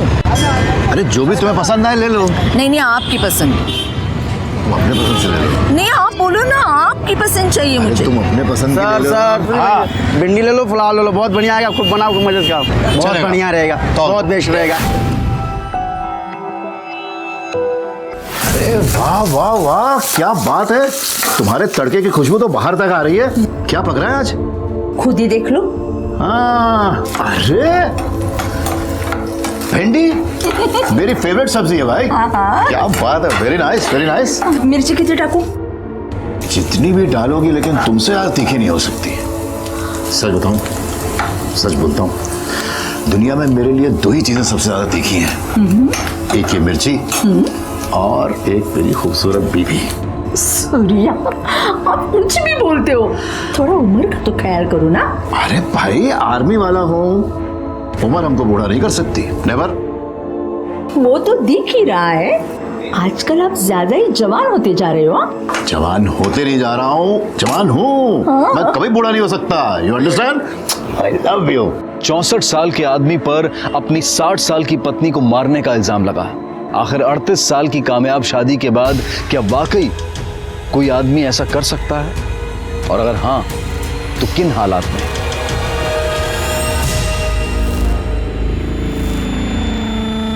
डॉक्टर मराठे, ऐसी क्या प्रॉब्लम थी आप दोनों के बीच? क्या आपने अपनी बीवी का खून कर दिया? सर हमें मिल चुका है, बाकी की बॉडी कहाँ है?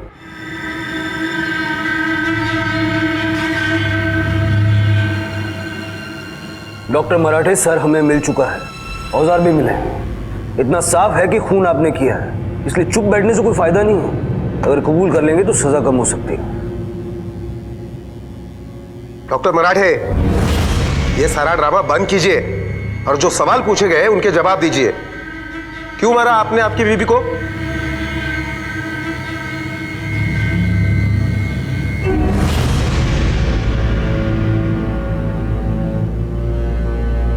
मैंने नहीं मारा उसे, मैं कैसे मार सकता हूं? मैं उसे बहुत प्यार करता था, बहुत प्यार।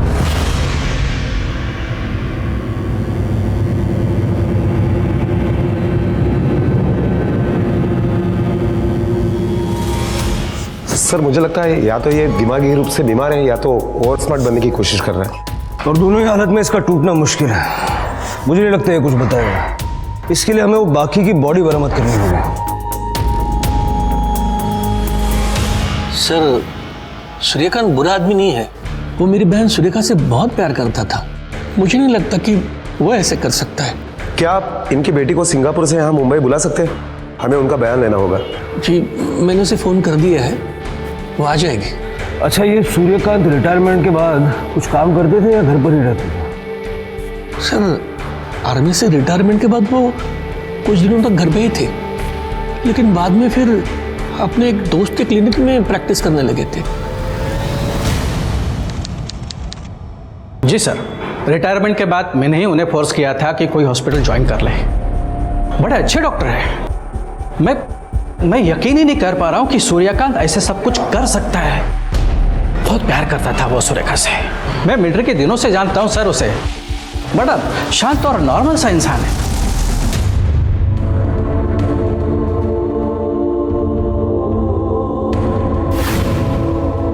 सूर्या, जीप दाखवा ना। क्यों? दिखाओ तो सही। अरे क्या पूर्ण दाखवा। अरे क्या तुम भी? क्या हुआ? ऐसे लग रहा है कि आपने एक साथ 4-4 फ्लेवर के फालूदा खाए हैं। हेलो, खाना खा लो। आज से आपको यही खाना मिलेगा। सुनो, क्या है?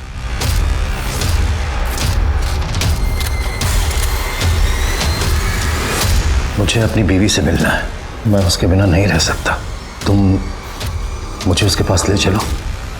सुनो, मुझे उसके पास ले चलो ना, मेरी बात मानो। अरे बीवी का तूने खून कर दिया, अब बीवी से कैसे मिलेगा? बैठो उधर। सुनो सुनो, ये दरवाजा खोल। आखिर किस मानसिकता के व्यक्ति थे सूर्यकांत? ऐसा लगता तो था कि वो अपनी पत्नी से बेहद प्यार करते थे, या फिर ये भी उनका कोई नाटक था अपने जुर्म पर पर्दा डालने के लिए। सर, आजकल की जवान क्या रोमांस करेंगे, जैसे ये लोग थे। बहुत अच्छा रिलेशन था उन दोनों का आपस में।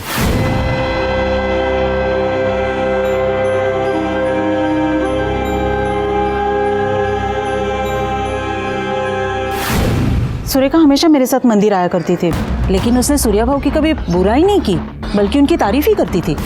सर, सूर्या भाऊ आर्मी वाले हैं। सुबह जॉगिंग, फिर मार्केट और शाम को सीधे घर पे।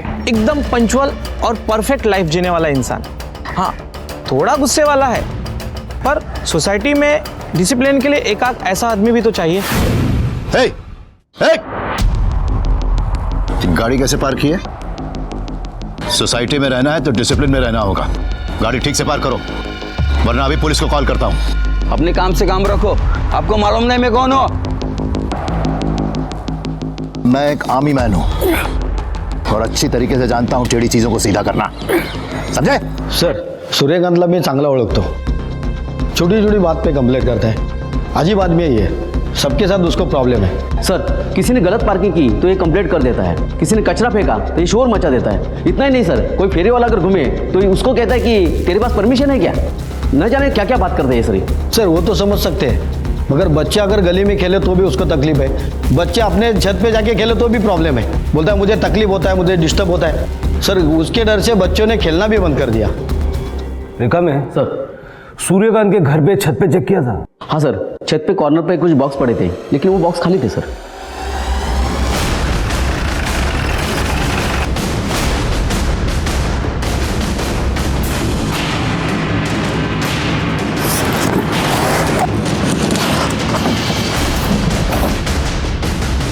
ये सारे बॉक्सेस हटाओ।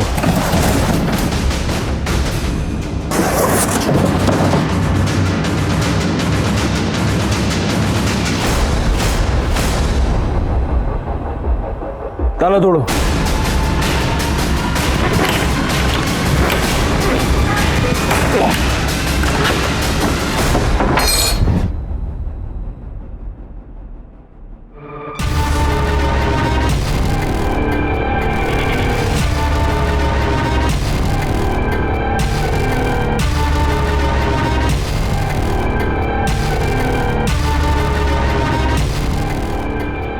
सर, बॉडी के 299 टुकड़े और कटे हुए सर को पकड़कर 300। मुझे लगता है कि बॉडी को यहाँ बेडरूम में प्रिजर्व करके रखा था और बेडरूम का एसी का टेम्परेचर 16 पे सेट किया था। अगर बॉडी टेरेस पे प्रिजर्व की जाती तो अब तक तो डिकम्पोज हो चुकी होती। मतलब बॉडी को हाल फिलहाल में टेरेस पे शिफ्ट किया गया था। लोग तुम्हारी तारीफ करते हैं कि तुम एक बेहद अच्छे इंसान हो, लेकिन ऐसा है नहीं। तुम एक बहुत ही शातिर क्रिमिनल हो, जिसने अपनी ही बीवी का बेरहमी से खून किया और 300 टुकड़े कर दिए। क्यों मारा उसे? आपके शूज ठीक तरीके से पॉलिश नहीं है और वर्दी भी ठीक तरीके से प्रेस नहीं है। एक ऑफिसर को हमेशा प्रॉपर्ली ड्रेस्ड रहना चाहिए। इस पूरी सोसाइटी में आप एक एग्जाम्पल सेटअप करते हैं। Do you know that? हाँ, लेकिन तुम्हारे जैसे एग्जाम्पल सेट करने वाले लोग हमें फुर्सत कहाँ देते हैं। अब ये ड्रामा बंद करो और सीधे सीधे बताओ, क्यों मारा अपनी बीवी को? मैंने नहीं मारा उसे, सच कह रहा हूं मैं तो सिर्फ इतना ही चाहता था कि वो मेरे करीब रहे, क्योंकि मैं उसके बिना जी नहीं सकता ना। क्या मतलब क्या है? उसकी बॉडी के टुकड़े करके और अपने पास रखे क्योंकि तुम उसके बिना जी नहीं सकते। चलो मान लेते हैं तुमने उसे नहीं मारा, लेकिन मौत तो उसकी हुई है। कैसे मरी हो? सुसाइड। सूर्या, ये मेरा घर है, घर। आपका आर्मी का कैंप नहीं है। आप रिटायरमेंट के बाद भी आर्मी के बाहर नहीं आ सकते। उल्टा ये सब मुझे पे थोप दिया है। गिनती की 4 सब्जियां 10-10 बार वही पकाओ वही खाओ। मैं एक आम इंसान हूँ, आम इंसान। बस करो, धीरे बोलो, मुझे ऊंची आवाज से तकलीफ होती है। आपको ऊंची आवाज पसंद नहीं है तो क्या सारी दुनिया गूंगी बन जाए? क्यों गूंगी बन जाएगी वो? क्यों? मैंने बहुत कोशिश की ये सब संभालने की, निभाने की, लेकिन अब नहीं सूर्या, मैं जा रही हूँ। सुरेखा मेरी बात तो सुनो। आप यहाँ रह जाओ और संभालो आपकी डिसिप्लिन वाली जिंदगी। मैं जा रही हूँ। सुरेखा मेरी बात सुनो प्लीज, तुम जाओ मत। सूर्या मुझे जाने दो। सूर्या मुझे मैं तुम्हारे बिना नहीं रह सकता सुरेखा। सूर्या मुझे जाने दो। सारी की सारी अलमारी खराब कर दी, फिर से लगानी पड़ेगी। दो मुझे, दो। सूर्या मुझे जाने दो। मेरी बात सुनो, मेरी बात सुनो।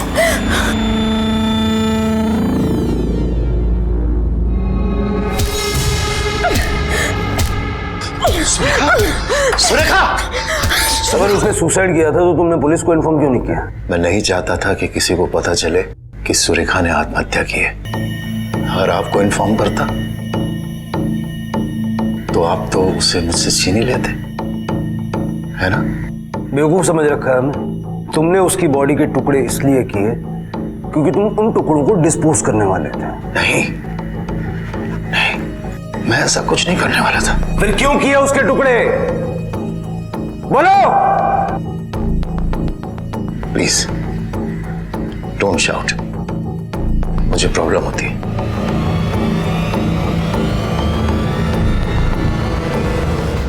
बॉडी के टुकड़े करने वाली बात तो इसने कबूल कर ली, लेकिन मर्डर के बारे में अब तक कुछ बताने को तैयार नहीं है।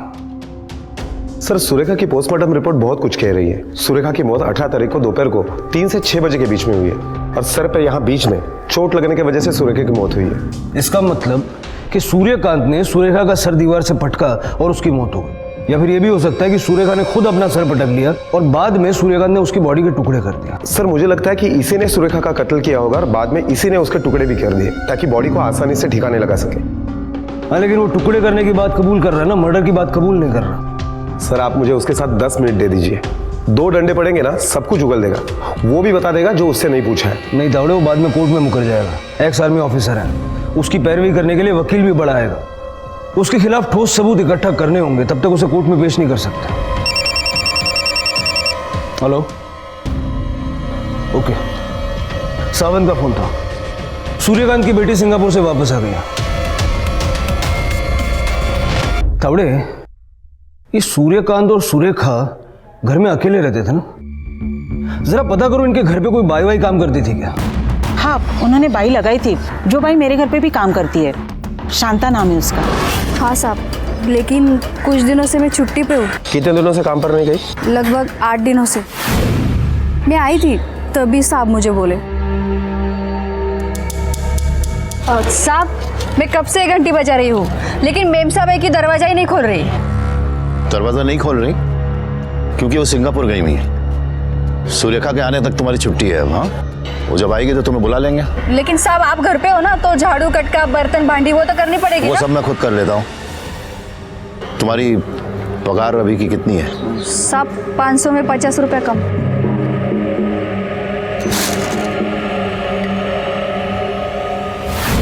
क्या तुम्हें पक्का यकीन है कि उस थैली में करवत ही थी? साहब, मेरा मर्द कारपेंटिंग का काम करता है, तो मैं एक करवत नहीं पहचानेगी क्या?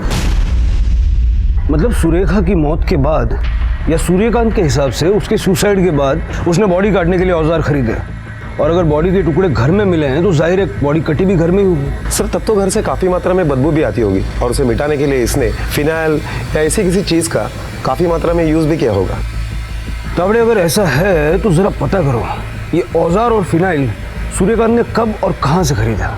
Okay sir. विश्वास करना मुश्किल था कि जो आदमी अपनी पत्नी से इतना प्यार करता था वो खुद उसके शरीर के 300 टुकड़े कैसे कर सकता था। क्या ये आदमी आपकी दुकान में कुछ सामान लेने के लिए आया था? अरे सेठ, ये तो वही आदमी है जो उस दिन मगजमारी कर रहा था। इससे बड़ी आरी आती है क्या?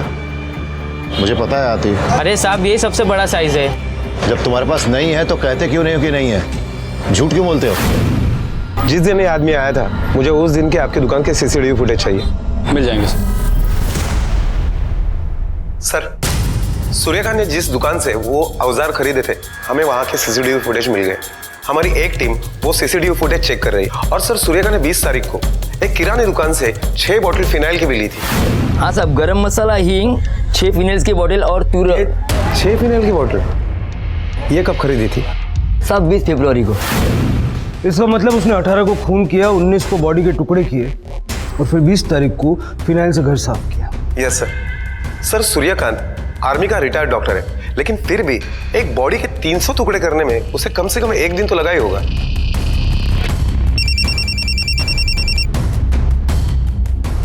हेलो, ठीक है। सूर्यकांत की बेटी मुंबई लैंड हो चुकी है, 1 घंटे में पुलिस स्टेशन पहुंच जाएगी।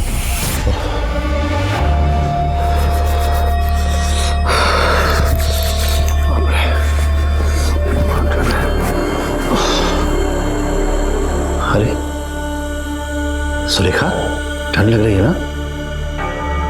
मुझे भी। मेरे पास आ जाओ, आ जाओ, आ जाओ, आ जाओ। 1 मिनट। बैठो मेरे करीब, पास आ जाओ, पास। अब ठंड नहीं लगेगी, है ना?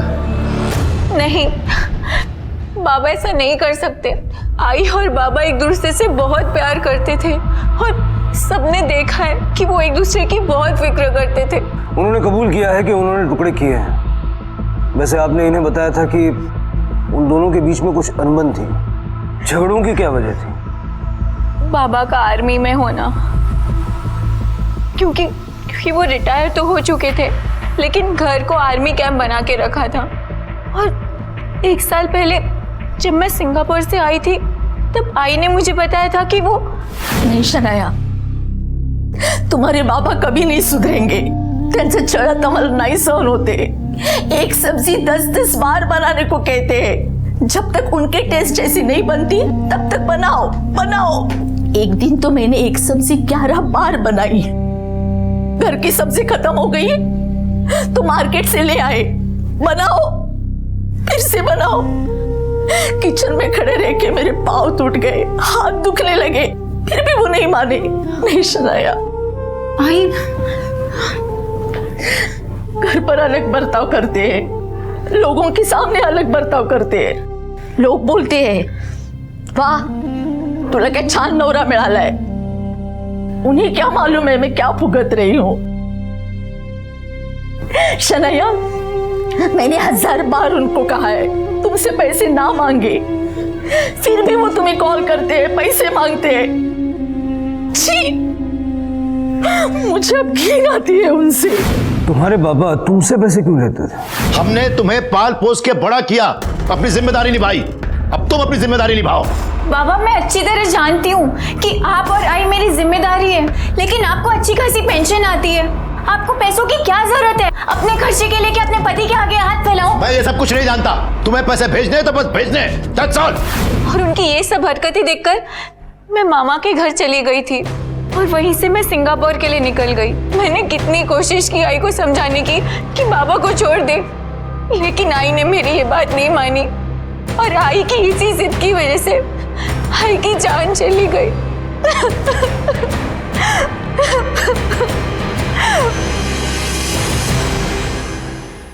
तावड़े, ये सूर्यकांत सनकी और सरफरा टाइप का आदमी है। पोस्टमार्टम रिपोर्ट के हिसाब से जिस इंटेंसिटी से सुरेखा के सर पे चोट लगी थी, कोई इंसान खुद को ऐसी चोट नहीं मार सकता। और सूर्यकांत के मुताबिक सुरेखा खुद अपना सर दीवार पे पटक रही थी, जबकि सुरेखा के सर पे चोट का निशान सिर्फ एक है। सर तो फिर यही पॉसिबल है कि सुरेखा ने खुद सुरेखा का सर दीवार पे पटका हो, या तो किसी भारी चीज से उसके सर पर वार किया हो। लेकिन तावड़े, हमें दीवार पे कोई भी खून के ट्रेसेस नहीं मिले। और अगर ऐसा है तो वो चीज जिससे सूर्यकांत ने सुरेखा के सर पे मारा उसके घर में कहीं होनी चाहिए।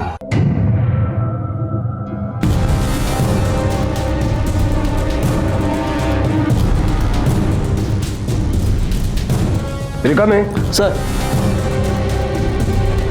सफेद खाली कर दे रेखा।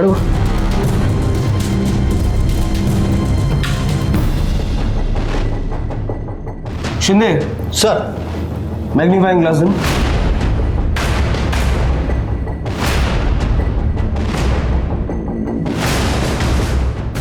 तावड़े, इस टॉर्च को फॉरेंसिक में भेजो और उनको बोलो हाई प्रायोरिटी पे रिपोर्ट दें। इसे पहचानते हो?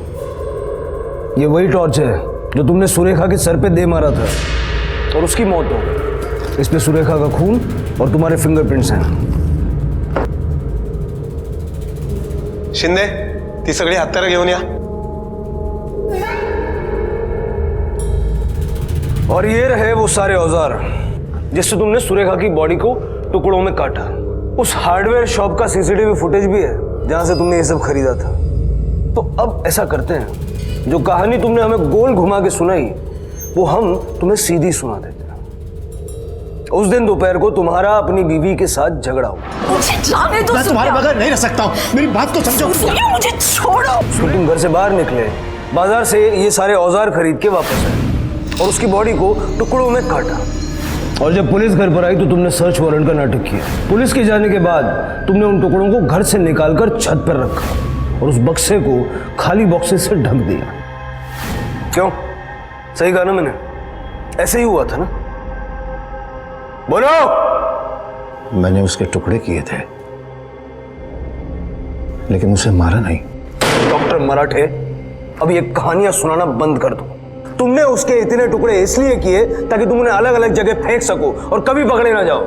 नहीं ऑफिसर, मैंने उसे नहीं मारा। मैं कैसे मारूंगा उसे? मैं तो उसे इतना प्यार करता था। इतना प्यार करते थे कि 300 टुकड़े कर दिए।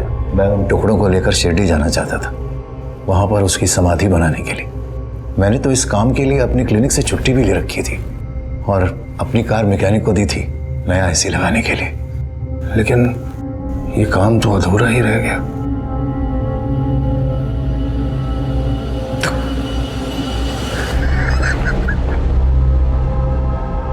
ये केस एक ऐसी अनबुझ पहेली बना जिसका जवाब मानो पता था, पर फिर भी पहेली सुलझ नहीं रही थी, क्योंकि सूर्यकांत ने अपनी पत्नी की लाश के 300 टुकड़े किए, ये तो कबूला, लेकिन उसने अपनी पत्नी की हत्या की है इस बात से वो लगातार इनकार करता रहा। सबूतों के अभाव में पुलिस हत्या साबित नहीं कर पाई और सूर्यकांत मराठे को घटनास्थल पर छेड़छाड़, सबूत मिटाने और पुलिस के काम में बाधा डालने के जुर्म में आईपीसी की धारा 204 के तहत सजा सुनाई गई और पुलिस आज भी सुरेखा मराठे मर्डर केस की लड़ाई लड़ रही है। आखिर सूर्यकांत की इस हालत की वजह क्या थी? एक आर्मी ऑफिसर के तौर पर उनकी डिसिप्लिन जिंदगी, या फिर कोई मानसिक बीमारी, या उनके अतीत का कोई ऐसा हिस्सा था जिसने उन्हें वहशी बना दिया था? बंधन इंसान के हित में है, लेकिन वो भी एक हद तक, वरना बांध कर रखने की मानसिकता भारी पड़ती है, क्योंकि आजादी चाहने वाला जब जोर लगाता है तो उसे रोकना मुश्किल होता है। इसी विचार के साथ अब मैं अनूप सोनी आपसे विदा लेता हूं। फिर मुलाकात होगी अगले एपिसोड में एक और चौंका देने वाले केस के साथ।